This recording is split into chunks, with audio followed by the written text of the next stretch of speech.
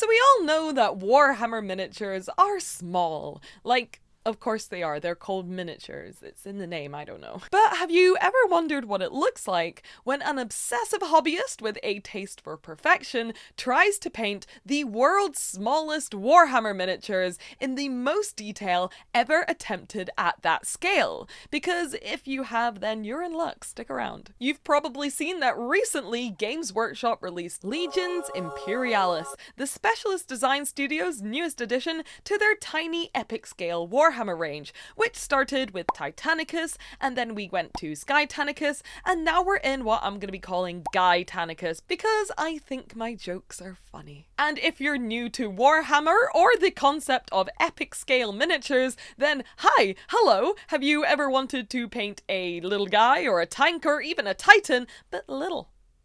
Tiny. And that's essentially all epic scale is. It's just massively scaled down Warhammer. Epic first got released by Games Workshop in 1988, and it was, from what I can gather, as I was non-existent at the time, quite popular. And now it's back, but only for Horus Heresy era minis, so no giant stompers or orcs for now, but still, yay. And for some people, including myself, epic scale is a dream come true, because I can finally paint an entire squad of miniatures in a day, and I can finally afford that titan that I've always wanted if I just pretend it's really far away. But for others, the idea of painting a miniature, or just regular scale Warhammer miniatures in general is understandably a little bit daunting. Like, we're already struggling to paint the eyeballs on our Space Marines. What do you mean you've scaled them down so much? What are we supposed to do with these? Well, buddy, I'm gonna tell you what we're gonna do. We're gonna sit down, we're gonna buckle up,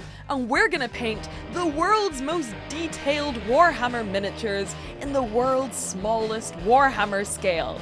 And I'm gonna show you how. Whoosh.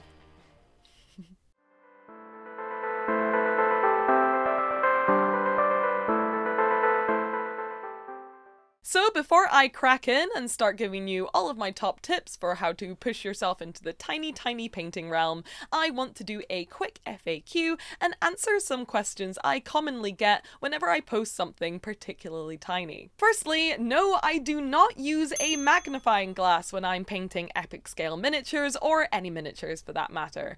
I bought one time to try out because it looks really cool, but honestly I just couldn't coordinate my hands correctly under it, and I gave up after a while. I just trust my eyes mostly. I also think it's really important to point out that I do not have perfect eyesight. I actually have a very mild glasses prescription, and I don't wear them as much as I should, and I definitely should be wearing them more when I paint.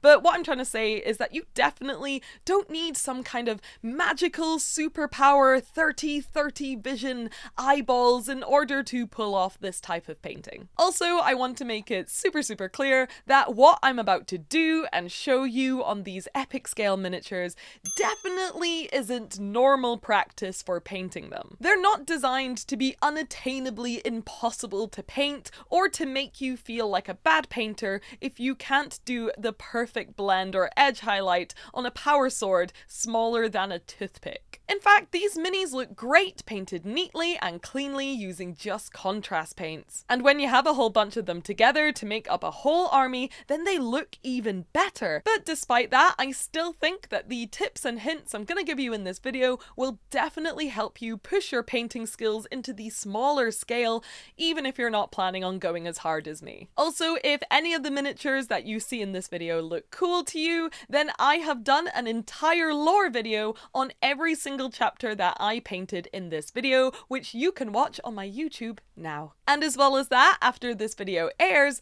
I'm going to be putting a vote out on my Patreon, where you can vote for which one of these little guys you like the best, and I will release a full painting tutorial on the one that gets the most votes. If you sign up to Patreon on the lowest tier, then you will get access to my Discord, where we have a super fun and quite large active hobby community. And at the rogue tier and higher, you'll get access to a bunch of exclusive content, including miniatures, bloopers, and full-length painting tutorials. And And most of all, I'll just be very grateful that you chose to support my channel, so thank you. Also, I know I'm technically painting Heresy era miniatures in 40k chapter colors. I'm doing it because I want to and I think it's fun, so please don't be tempted to run to the comment section and explain to me that what I'm doing isn't in the lore or correct. I'm just kind of going by rule of cool, so thank you. So without further ado, here are my top tips for how to paint tiny. The first one I think is super important no matter what your current hobby project is, and that is to be very careful when prepping your miniature for painting. Although there's little to no assembly required on these particular minis, you will have to clean up the little bits where you clip them off the sprue. And one wrong move with a craft knife and these guys are gonna be losing limbs. So make sure you're super duper careful and try chipping off just tiny bits at a time instead of gouging out a big chunk of your tiny guy. Now it's time to prime your miniature, and trust me, I hate priming. It's my least favorite part of painting a miniature, and more times than I'd like to admit probably, I have fallen victim to spraying it wrong and it being all dusty, or being a bit too cakey, or kind of in the middle where it starts to crack and become shiny. I don't even know what that is. I just hate priming. And at this scale in particular, where one bad move with a paintbrush can be the difference between your Space Marine having eyeballs and no eyeballs, priming is extra important. My best tip for the smoothest sailing when priming your miniatures is to firstly warm up your can of primer. I don't know what the science is behind this, but getting some hot water and letting your spray can have a little bit of a bath so the can and its contents are nice and toasty always makes my priming experience super smooth and easy. Obviously, don't go using boiling water and boiling your spray can and burning yourself and exploding your primer. That's a big no-no. Just give it a nice lukewarm to warm bath for around 2 to 3 minutes. And then you gotta shake it. Then after you're done priming, as usual, you should put your mini on something you're happy to paint it on. I'm putting my little guys on the end of some old brushes with just the tiniest amount of super glue ever, so I can easily take them off and put them on a different base later, but whilst I'm painting them, I can still reach all the little details and make things a little bit easier for myself. And then we're gonna spray them with our primer just a little bit at a time, and we're gonna constantly check to see if they're fully coated between each of our little sprays, because trust me, they need way less primer than you're maybe used to using with regular scale miniatures.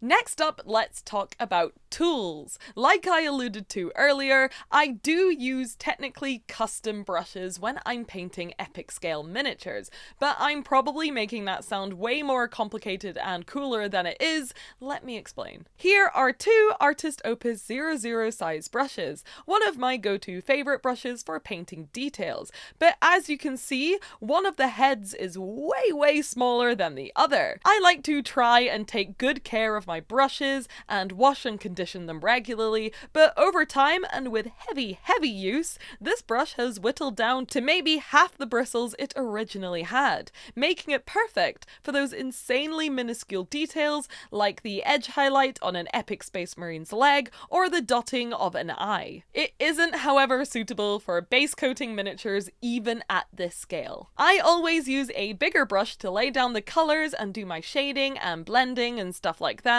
but for the level of detail I'm going for here, this brush is actually pretty good. Also, I do not think that you even really need to use this insanely messed up kind of tiny brush in order to get the level of detail I'm producing in this video. In fact, one of my favorite painters ever one time blew my mind by telling me he doesn't use anything smaller than a size 1 brush because it's the tip that really matters. And I can totally see what he meant here. If you take a look at these two brushes, the left is my custom brush and the right is the same make but a size 0. Even this size 3, if taken care of, produces a tip which is similar to my super tiny brush. But for me personally, I find it much easier to produce the amount of detail I'm looking for at this scale by using a much smaller brush.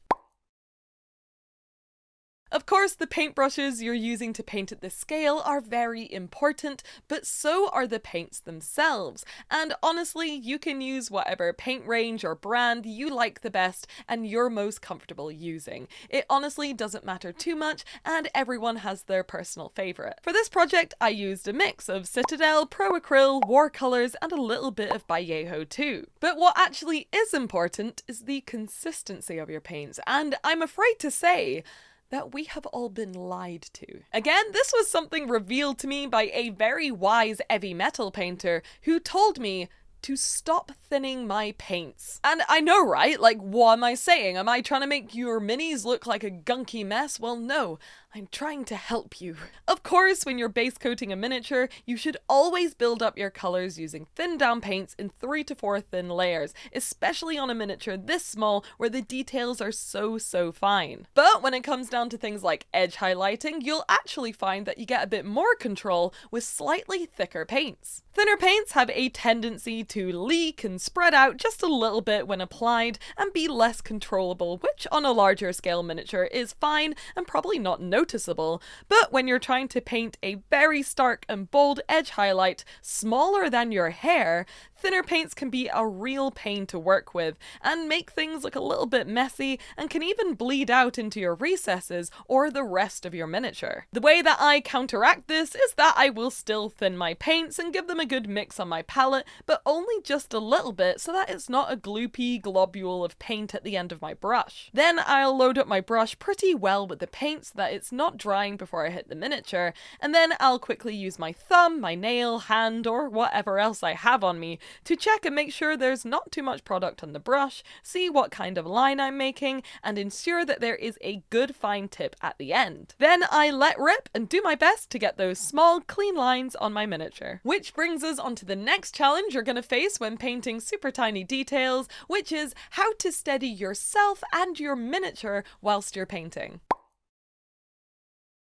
One of the most common things I hear from miniature painters is that they feel like they're a little bit too shaky or a little bit too unstable to be able to achieve those very crisp and clean lines that we envy on our favorite painters. For some people, the shaking may be a medical condition, which unfortunately exasperates their difficulty to paint miniatures. But for most of us, a little bit of shaking is very common and is just something our bodies naturally kind of do. Unless you're a master heart surgeon, it's very unlikely that you have perfectly stable hands. And personally, I do struggle myself occasionally with quite shaky hands. And it's mostly because I'm spending 3 to 4 hours a day tightly gripping a painting handle and a painting brush whilst concentrating very hard. What I try to do to counteract this is to use my hands, elbow, body, and the table I'm working on to try and steady myself as much as possible whilst I'm painting. Firstly, I tend to try and lean forward and rest my elbows on the table whilst I'm painting. This'll help a bunch of your problems already, as you'll no longer be floating around in midair, letting gravity pull your hand and mini around as you're painting. Then for these epic scale miniatures, which I have perched on these tiny brushes, I then further steady my hands by resting my hands on my hands. It's hard to explain, but have a look at this weird mangled mess of digits. I've double secured myself at my elbows and then again with my hands, and I am now very steady compared to me just floating around in space. If you also have wobbly hands like me, then give these tips a go to try and steady yourself, but as always, please end up picking a position that you feel most comfortable in. Once you're all settled in, it's kind of important to know your own strength when you're painting, especially when you're painting teeny tiny details. And by that, I mean kind of be aware of how much pressure you're putting behind your brush as you go into paint. If you're painting something as tiny as a Legions Imperialis marine like I am here, you have to be aware that every single millimeter of detail matters, and what is a tiny slip up on a normal size space marine can can ruin a miniature of this scale. If you're quite heavy-handed, try being extra gentle when you go in to paint your miniature. Hold back a little bit and wait for your brush tip to make contact with the miniature, then judge from where you see it land how best to move your hand to get the detail that you want. Also, remember that the harder you press with a brush, the thicker a line you will produce on your miniature, and when you're painting something as small as this, where the recesses and highlights are very fine, it's always better to start soft and work your way up to more pressure if you think you need to.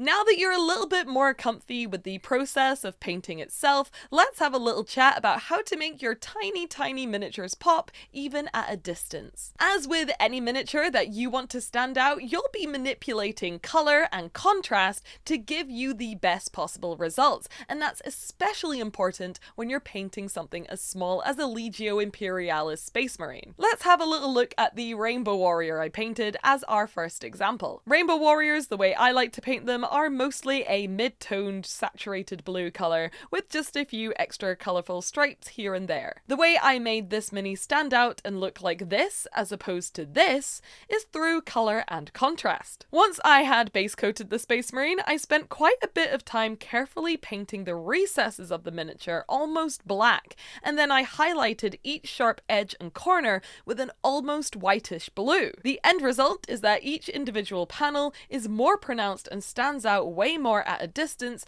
due to the super dark darks and the very light lights, creating a powerful contrast. The Lamentor was slightly trickier to make readable from afar because it's overall a very light yellow, which usually on a larger marine you would shade using at the most a saturated orange. But again, the difference between lightly shading and deeply shading this color scheme at this scale would probably be this and this. And personally, I think the one which I painted looks much more readable from afar due to the fact that once again I defined all of the panels with a deeper brown colour and highlighted them with a very intense almost white colour. And even on the almost black colour scheme of the Dark Krakens, I still tried to make the mini more readable by again going really hard on the bright edge highlights. Around the smaller details like the eyes and the little rivets on the shoulders of each of the Space Marines that I painted, I lined them all using black to really pop them out from the rest of the mini when they were painted. And I think that this is a really effective way to make these guys stand out just a little bit more in spite of their tiny size. Like I said earlier, I'm fairly sure that nobody's eyesight is so perfect that they can just paint the eye lenses on an epic scale Space Marine and be confident that they made zero mistakes and it's absolutely perfect. So my next tip is to try and find a way that you can check your work in a little bit more detail and refine it based on what you see. And to do this, I like to use my camera phone. When I've done a detail such as a chapter symbol, a power sword, or even some eye lenses, there's only so much that I can see with my naked eye. So I'll take a nice big picture of the mini on my phone so I can zoom in, and then oops, I'll realize that what I thought was a perfect eye lens is actually a bit of a mess and it has a huge mysterious hair attached to it too. Then from there I know exactly what part to focus on, even if it's hard to see with my weak human eyes, and I can rectify that mistake as best I can. Which brings me onto something very important to remember when you're doing a dumb little painting challenge like this, or pushing yourself to try something new, or even pouring your heart and soul into any project, and that's knowing when to stop. Firstly, like I said, this little Legions Imperialis passion project I'm doing is just a little bit of fun I'm having to make a few centerpiece miniatures, and I don't think I recommend spending this amount of time if you have a whole army to paint. Of course you can, but I think I averaged about 2 to 3 hours per Space Marine doing this project, and if you have 400 of them, then maybe that's not entirely feasible. If, like me, me you're doing this as a fun little challenge, or you want your character or centerpiece miniature to really stand out, then by all means go super hard. But please don't burn yourself out trying to make 400 of these guys perfect. Remember that the more you have together, the more impressive your army will look. And secondly, and maybe most realistically, is that if you keep painting over tiny details and you keep refining them with more and more layers of paint, you'll find that those tiny details start to disappear. Due to the scale of these miniatures in particular, the recesses and details are ridiculously small. And if you paint a helmet and you decide you don't like it, and then you paint it again, that's fine if you're careful and you use nice thin paints. But if you paint that helmet 3 or 4 times or more, you may find those nice defined details become a little bit of a blob. So remember, especially if you're painting epic scale, that it doesn't need to be perfect. If you're painting a whole army of them and you have one and you think it's good enough, then it probably is, and you can move on to your next miniature. And the final tip for this video is simply to practice. You can use all of, or even a few of these tips I gave you today to paint epic scale minis or any miniature that you really want to push yourself to make more detailed. But as usual, the more of these little guys that you paint, the better you'll get and the more you'll learn from your mistakes. You'll learn how much pressure to use when you do a highlight, and how thick your paint should be, and how best to move your hand to get at those tricky angles. And after some time and a little bit of practice, I promise you'll be super pleased with the results you get. And with that, I'm afraid that's all we have time for today. I really hope you enjoyed this video, and as usual, thank you for being rogues. I'll see you in the next one. Bye! Bye bye!